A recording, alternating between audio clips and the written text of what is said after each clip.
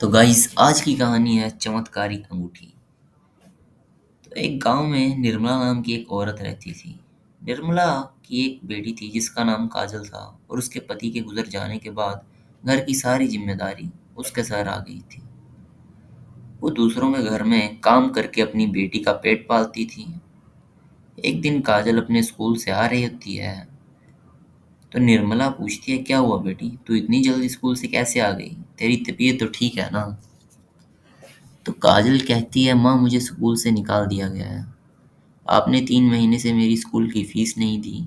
Teacher ने कहा जब तक फीस नहीं लाओगी स्कूल मत आना। निर्मला ने कहा कि मेरी बच्ची मुझे माफ कर दे, मेरी वजह से तेरा स्कूल भी छूट गया।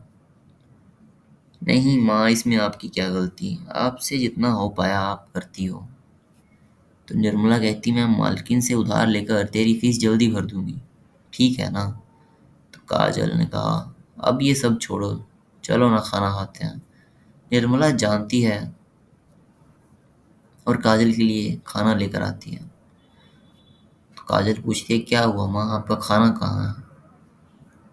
तो निर्मला कहती है, अरे मुझे भूख लगी थी तो मैंने पहले ही खा लिया था, तू अब खा ले। काजल समझ जाती है कि उसकी माँ ने खाना नहीं खाया और जितना खाना था वो उसे दे दिया। कुछ दिन गुजर गए लेकिन निर्मला काजल की स्कूल की फीस नहीं भर पाई। काजल की भी समझ आ गई थी कि अब वह शायद स्कूल कभी ना जा ही नहीं पाएगी। एक दिन की बात है, काजल अपनी माँ से कहती है कि तुम काम पर चली जाती हो, मैं कहाँ अकेली रहती हूँ, मैं भी आपके साथ चलूँ, आपकी थोड़ी मदद भी कर दूंगी। तो निर्मला कहती है, अच्छा ठीक है चलो। दोनों माँ बेटी जाती हैं। उन दोनों को देखकर अनीता, जिसके यहाँ निर्मला काम करती थी, कहती है, अरे निर्मला ये कौन है? तो वो कहती है, मालकिन ये मेरी बेटी है काजल। तो मालकिन कहती है, तो तुम इसे यहाँ क्यों लाई हो? तो निर्मला कहती है, मालकिन वो अकेली थी इसलिए आ गई मेरे साथ। अच्छा अच्छा कोई बात नहीं, चलो जल्दी से काम पर लग जा। निर्मला काम करने लग जाती है और काजल वहीं पड़ी एक बुक उठा लेती है और पढ़ने लग जाती है। इतने में अनीता वहां आ जाती है और कहती है, अरे रे ये क्या कर रही है तू? अनीता पूछती है, निर्मला, अरे ओ निर्मला कहाँ है? तो निर्मला आती है, जी मालकिन कहिए। तो मालकिन कहती है, अपनी बेटी को देख पढ़ रही है, इसे घर के काम सिखा, वही इसके काम आएगा, ये पढ़ाई लिखाई नहीं। तो काजल कहती है, मालकिन आप ऐसा क्यों कह रही हैं, मैं पढ़ना चाहती हूँ। अनीता कहती है, एक नौकरानी की बेटी होकर तू पढ़ाई करेगी, जा जाकर काम कर। तो निर्मला चुपचाप काम करने लगती है और लेकिन उसे अनीता की बातों का बुरा लग जाता है। वो काम करके घर पहुंचती है और माँ लक्ष्मी के सामने जाकर रोने लगती है। निर्मला रोते हुए कहती है, मैंने ऐसे क्या गलती कर दी थी जिसकी सजा मेरी बेटी को मिल रही है? मैंने अपने पूरे जीवन में कभी किसी के साथ कुछ गलत किया नहीं, किसी के साथ कोई छल नहीं किया, तो मेरे साथ और मेरी बेटी के साथ ऐसा क्यों हो रहा है कि वो उसे अच्छे से पढ़ा नहीं पा रही है और 2 वक्त का खाना भी नहीं दे पा रही? तभी उस मूर्ति से आवाज आती है, निर्मला तुम परेशान मत हो। मनुष्य को जीवन में अनेक कठिनाइयों का सामना करना पड़ता है, लेकिन आज तुम्हारी सारी परेशानियों का अंत हो जाएगा। तभी एक बहुत तेज रोशनी में एक जादुई अंगूठी सामने आ जाती है। तो निर्मला कहती है, माँ मैं इस अंगूठी का क्या करूंगी? तो मूर्ति में से आवाज आती है, ये कोई साधारण अंगूठी नहीं है निर्मला, ये एक जादू अंगूठी है। इस अंगूठी से जो चीज तुम चाहोगी वह तुरंत मिल जाएगी, बस इस अंगूठी को घुमाना और मुझे याद करना। तो निर्मला माँ का धन्यवाद करती है और आगे से माँ कहती है, लेकिन निर्मला एक बात का हमेशा ध्यान रखना कि ये अंगूठी किसी गलत व्यक्ति के हाथ नहीं लगनी चाहिए।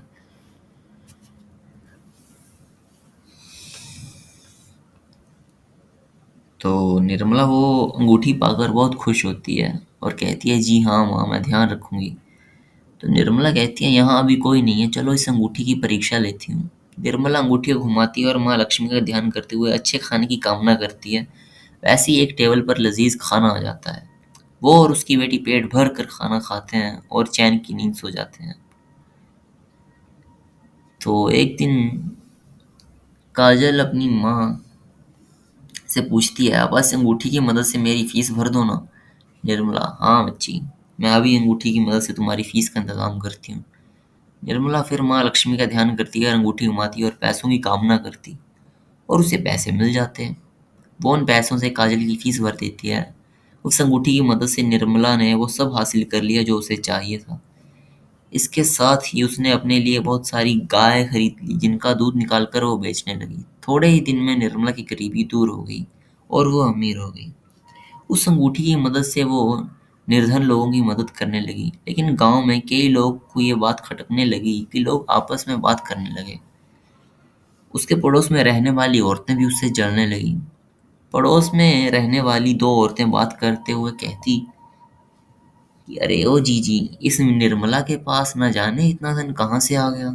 कल तक तो इसके पास खाने के लिए नहीं था और अब देखो सब है। तो दूसरी औरत कहती, हाँ निशा तू सही कह रही है, कुछ तो बात है, हमें इसका पता लगाना होगा। हाँ जीजी सही कह रही हो आप। दोनों देवरानी और जेठानी मिलकर निर्मला के घर की निगरानी करने लगीं और उस दिन उन्होंने निर्मला को उसी अंगूठी का इस्तेमाल करते देखा। फिर क्या था, एक दिन निशा ने मौका पाकर उस अंगूठी को चुरा लिया और अगले दिन निशा अपनी जेठानी के पास आई और कहा, ये देखो जी मेरे पास क्या है। तो जेठानी कही, अरे निशा, ये तो वही अंगूठी है जिसकी वजह से निर्मला इतनी अमीर हो गई है। हाँ जीजी, ये वही अंगूठी है। तो जेठानी कही, ला ला मुझे दे। आपको क्यों दूं, इसको चुरा कर तो मैं लाई हूं ना। निशा ने जेठानी से कहा, लेकिन बड़ी तो मैं हूं ना, इस घर में जो चीज आती है वह सबसे पहले मुझे दी जाती है। इस बात को लेकर दोनों में लड़ाई हो जाती है और मारपीट हो जाती है। लड़ते लड़ते दोनों को काफी चोटें आ जाती हैं, जिसकी वजह से वो बेहोश हो जाती हैं। इधर निर्मला को अंगूठी नहीं मिल रही थी, जिसकी वजह से वह काफी परेशान थी। वह घर के आसपास ढूंढना शुरू कर देती है, तभी उसकी नजर बेहोश पड़ी निशा पर जाती है।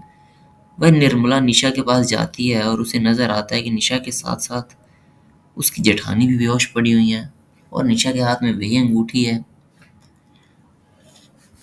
तो निर्मला अंगूठी को पाने के चक्कर में ये जेठानी देवरानी आपस में लड़ रहे हैं। ऐसा तो बहुत से लोग इस अंगूठी को पाने के चक्कर में लड़ाई कर सकते हैं। मैं इस अंगूठी को ही खत्म कर दूंगी, जिससे सभी का लालच ही खत्म हो जाएगा। निर्मला निशा के हाथ से अंगूठी लेती है और पास ही नदी में जाकर फेंक देती है। इसके बाद निर्मला अपनी गांव गायों का दूध बेचकर अपने परिवार के साथ खुशी खुशी रहने लगती है। That's it guys. यही थी आज की कहानी। फिर मिलते हैं कल नई कहानी के साथ। धन्यवाद।